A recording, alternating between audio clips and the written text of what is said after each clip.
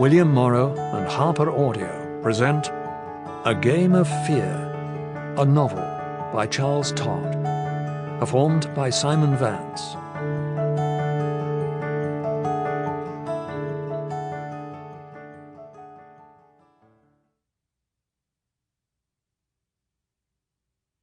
Caroline Todd.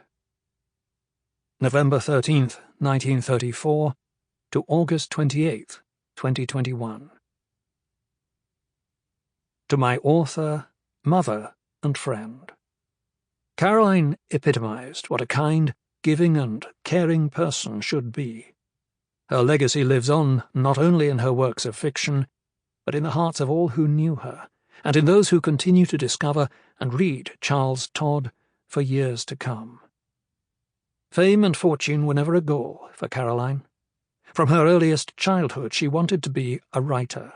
She achieved that lifelong dream with the support of so many readers, friends, and colleagues. It all began because Ruth Cavan, then senior editor at Thomas Dunn Books, believed in Ian Rutledge. A Test of Wills was published in 1996. Caroline had a special place in her heart for reading and sharing that treasure with everyone. Her support of libraries, librarians, and reading was evident in the events she attended. She spoke at libraries around the world. Caroline loved all living creatures, especially her cats and her children's cats and dogs. She opened her heart, caring for any animal who came to her back door, from possums to foxes, birds, and even a lizard, and made sure they were fed.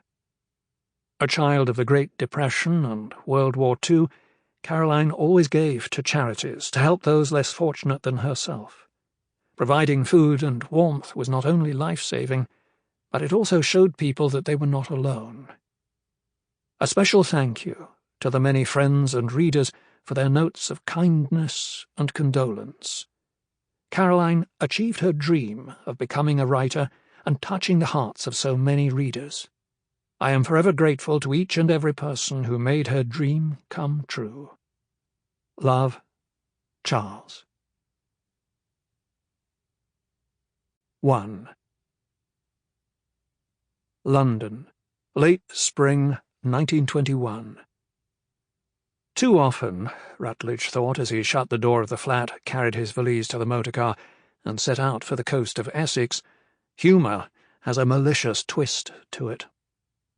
Word had got around that Markham had assigned him the murder inquiry in Essex, and as he quickly cleared his desk and took the remaining files down to Sergeant Gibson, he was accompanied by a cacophony of noises that were supposed to represent ghostly sounds.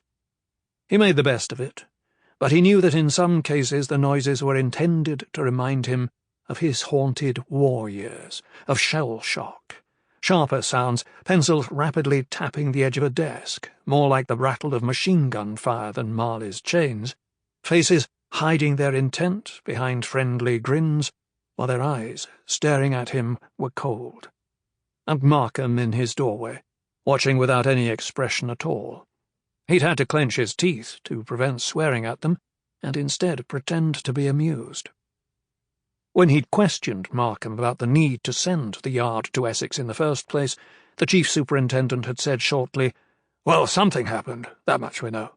I don't put much stock in the rest of it. Sort it out. The chief constable feels obligated. He says he knows the family. Otherwise he'd have left it to the local man." Spring was coming to Kent as Rutledge crossed the county line. The orchards were in bloom, great splashes of white or a soft pink everywhere he looked.